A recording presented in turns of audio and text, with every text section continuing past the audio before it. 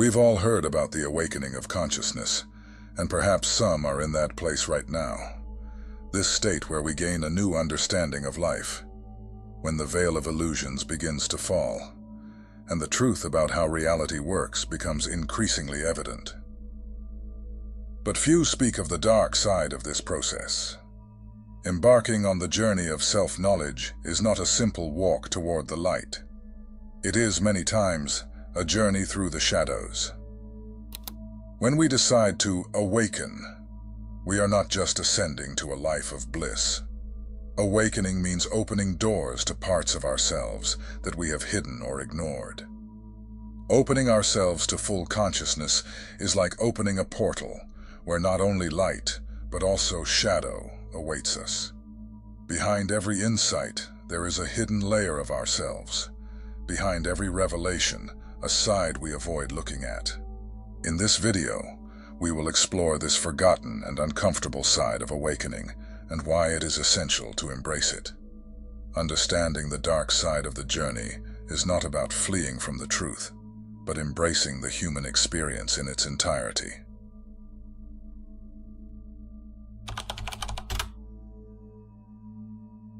There is an idea, almost a myth, that the awakening of consciousness is like a magic spell that solves all of our problems.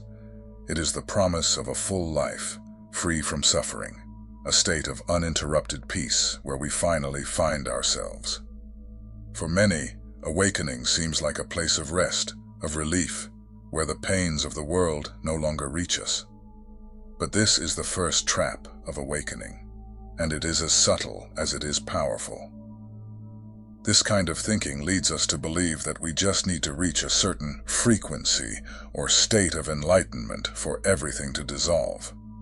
It is an enticing view, one that promises relief and turns awakening into a product to be consumed in the pursuit of instant peace. The truth, however, is that awakening is less about escaping pain and more about seeing pain with new eyes. It is less about eliminating problems and more about learning to coexist with them in their essence without fleeing or ignoring. This is the first point of disillusionment for many, realizing that awakening does not remove the human condition, does not eliminate imperfections, doubts, or anxieties. On the contrary, it amplifies the perception of them. True spirituality has no shortcuts. It requires confronting, not avoiding. And confronting oneself is painful because it forces us to face what we have ignored, hidden, or repressed over the years. Upon embarking on the journey of awakening, one of the first things we face is the ego, this structure of identity we have built throughout our lives. The ego is a complex and sophisticated construction that does not like to be challenged, much less deconstructed. And when someone seeks awakening expecting it to exalt or elevate their own importance, they encounter an abyss of frustration. For awakening does not nourish the ego, it reveals it in all its fragility. The ego clings to ideas such as I am special, I am evolving, I am above the illusions, and the spiritual journey becomes just another form of personal glorification. But true awakening does not grant a status of superiority. It demands a deep surrender. It reveals that we are not special beings, separate from the whole, but only a small wave in the vast ocean of existence. The illusion of awakening as a title that elevates us above others dissolves, and the individual finds themselves in a position of humility before the vastness of the universe. There is an inevitable disillusionment that accompanies true awakening. And this disillusionment is painful. It is as if the mind, which has long clung to beliefs, absolute truths, and external solutions, begins to undo these foundations. Disillusionment is a process of cleansing, a shedding of all the beliefs we've created about life and about ourselves. And this cleansing is, for the most part, uncomfortable, because it takes away our ground.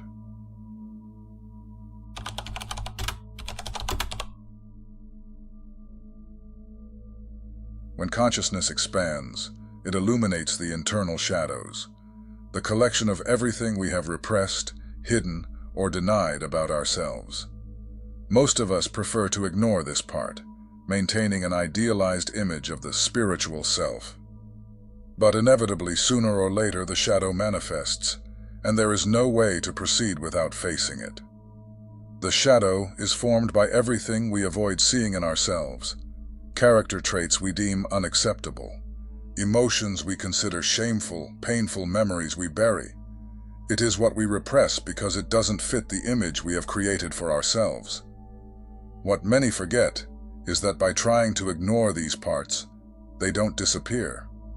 On the contrary, they remain latent, acting in our unconscious and influencing our choices, our relationships, our view of the world. Facing the shadow means coming into contact with aspects that may be disturbing, but that are also powerful. And, more importantly, the shadow holds valuable parts of our vital energy. Unconsciously, you spend part of your vital energy, or chi, keeping your skeletons in the closet. And this, in the long run, can have terrible consequences. Many believe that shadow work is just a compliment on the spiritual journey. However, facing the dark side is the very path. When we dive into the shadow, we find traits that often contradict our self-image: envy, jealousy, resentment, arrogance, insecurity. It is painful to realize that, no matter how much we have sought to be good or spiritual, we still carry these emotions and impulses. This is the moment when we confront the self we thought we had overcome. That side we didn't want to accept still exists within us. The shadow often manifests most clearly in our relationships. Each person we encounter, especially those who trigger strong emotional reactions in us, whether anger, fear, or even disproportionate attraction, is, in some way, a mirror of our own shadow. What bothers or fascinates us in others is often aspects of our own personality that we have ignored or rejected. This phenomenon is what Jung called projection, where repressed traits and feelings are projected onto others. By realizing that what bothers us in others actually belongs to us, we can use our relationships as a path to self-knowledge, reducing the tendency to blame others for what, in reality, resides in us. Integrating the shadow doesn't mean indiscriminately embracing harmful behaviors, but rather accepting that these traits and emotions are part of our wholeness.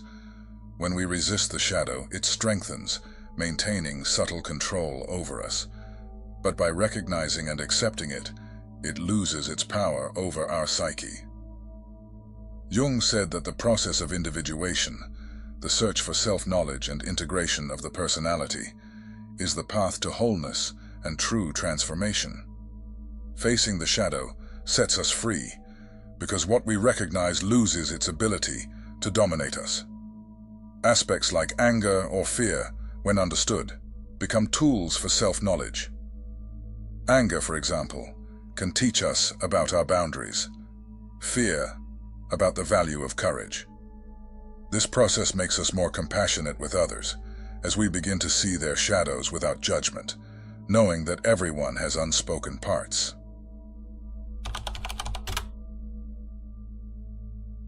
On the journey of awakening, the ego reveals itself as a frequent obstacle.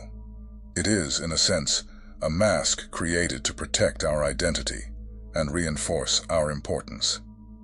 At the same time, the ego is the source of deep internal conflicts. Our mind, accustomed to constructing a solid and stable image of who we are, tends to resist the transformations that awakening brings. This resistance is natural, but to move beyond it, we need to understand how the ego functions and why it reacts with so much fear and control to the idea of dissolution. The ego is the center of our identity, a structure that maintains our beliefs, desires, and the image we've built over time. It is responsible for making us feel distinct, separate from the rest of the world. And it is precisely this separation that becomes an obstacle on the spiritual path. The ego creates an illusory sense of permanence, trying to convince us that we are defined by our thoughts and personal stories. Throughout life, the ego strengthens through experiences and the need for protection. It clings to labels, successes, and even failures, constantly seeking affirmation of its worth. And thus, any attempt at transcendence, any sign that our identity is not as solid as it seems, generates internal resistance. The ego fears dissolution because it views awakening as a threat of symbolic death. For the ego, losing its certainties and definitions is akin to losing its very existence. This fear generates enormous internal resistance. When faced with the invitation to expand consciousness, the ego responds with defensive thoughts and emotions, fear, doubt, anger. It's as if it fights to maintain control, to avoid being absorbed by something greater. This internal struggle is described in various spiritual traditions. Jesus, when saying that we must lose our life to gain it, refers to the need to abandon the illusions of the ego to find true life. Losing the self does not mean annihilation, but an opening to a new way of living.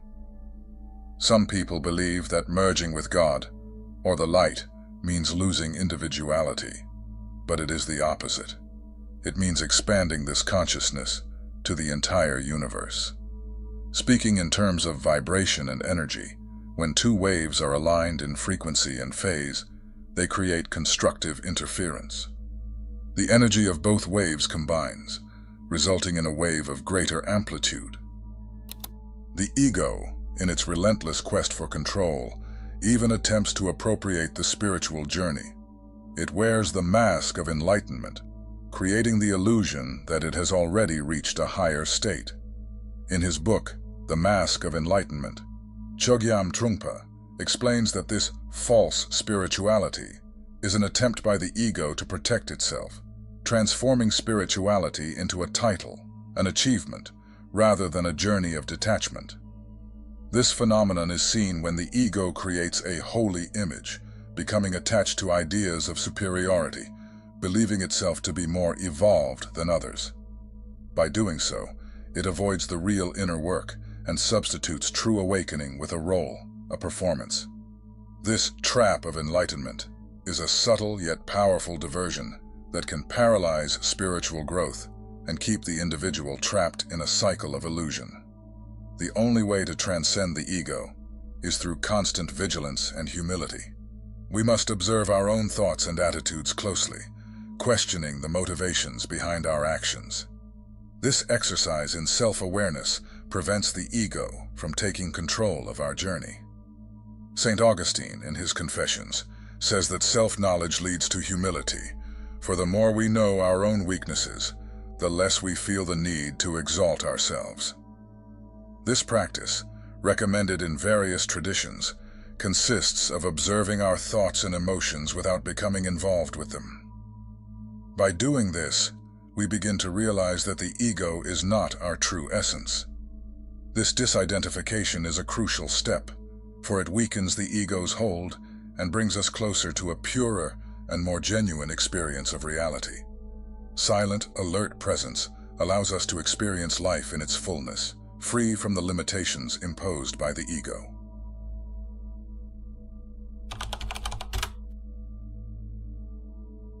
The spiritual journey is not a linear path, full of light and serenity. More often, it reveals itself as a crossing through a deep and shadowy abyss, a process known as the dark night of the soul. This concept, originating from St. John of the Cross, describes a state of profound spiritual and emotional crisis, where everything seems lost and the meaning of life is obscured. This chapter invites us to explore this painful, yet transformative experience. The dark night of the soul is not merely a negative experience. It is a necessary phase for spiritual growth. During this stage, the person may feel existential helplessness, the loss of purpose, and the absence of connection with the sacred. What once seemed a well-lit path now appears to fade, leading to deep introspection and questioning of one's life and beliefs. Thomas More, in his book Care of the Soul, explains that this phase is an invitation to strip away the illusions we have built about ourselves and life, preparing us for a new understanding of the sacred. The crisis that characterizes the dark night of the soul is often accompanied by a sense of loneliness and disconnection. As Paulo Coelho points out in The Alchemist, this darkness is often a necessary passage for us to discover our inner light. The pain and confusion are catalysts that force us to confront unrecognized truths and abandon the limiting beliefs that keep us imprisoned. This process can be compared to a metamorphosis.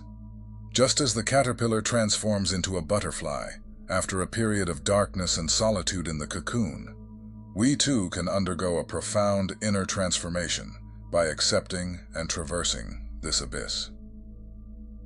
The pain of the dark night of the soul can lead us to a spiritual rebirth, where a new vision of ourselves and the world emerges.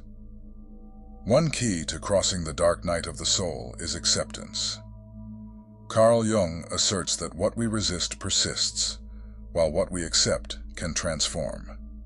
During this period of pain and confusion, resistance only prolongs suffering. When we accept the situation we find ourselves in, allowing ourselves to feel all the emotions that arise, we begin to create space for transformation.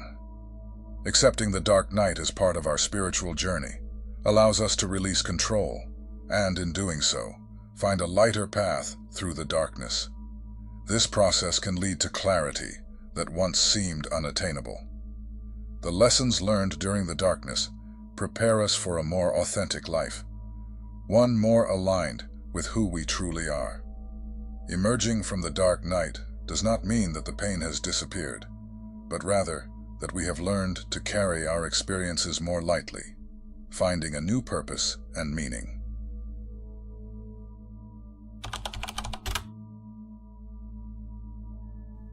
In the quest for a higher state of consciousness and clarity, it is easy to fall into the trap of spiritual superiority.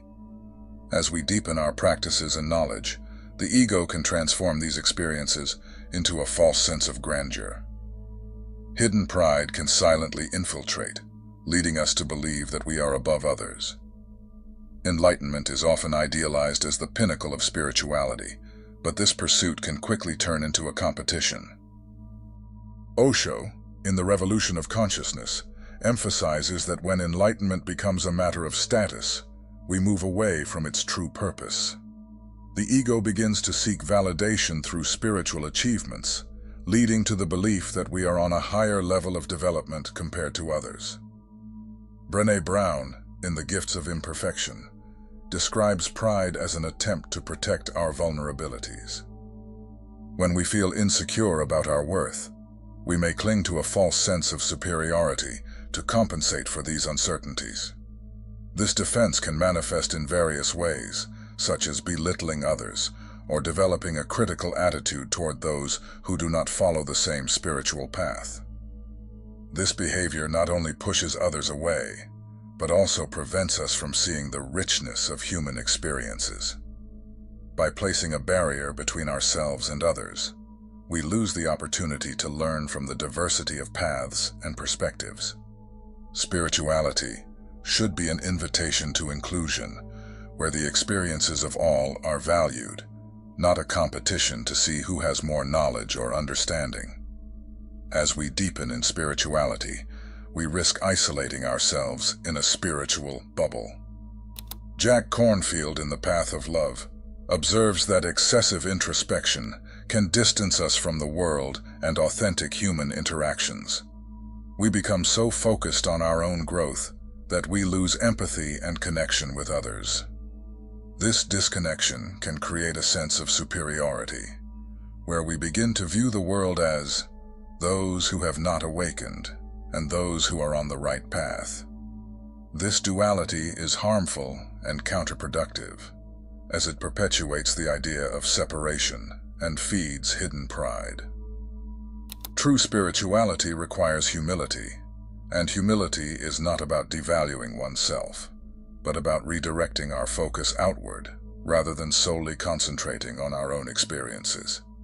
Humility helps us recognize that the spiritual journey is a shared experience, where we are all learning and growing together, and each of us has our own struggles and challenges. True spirituality is revealed in the practice of service and compassion. The ego can easily distort the spiritual pursuit, leading us to believe that our knowledge or practice places us on a pedestal. However, true enlightenment is not about being seen as superior, but about the willingness to serve others. When we begin to see spirituality as a means of helping and supporting others, we move away from the superiority mindset. Serving others becomes a reflection of our own awakening, an opportunity to connect with humanity and create a network of compassion. Awakening to consciousness is not about reaching a definitive light, but about opening up to see all the nuances of the human experience. Those who embark on this journey must be prepared to face their shadows, their pain, and the illusions they have created about themselves. The truth is that awakening is an endless journey, where with each step we encounter new layers to be unveiled and integrated. The dark side of awakening is, in fact, an essential part of the process. It is in this darkness that we discover our true strength and our capacity to love, not only the light, but also the shadow. I truly hope this video has helped you in some way on your journey of expanding consciousness. Thank you for watching.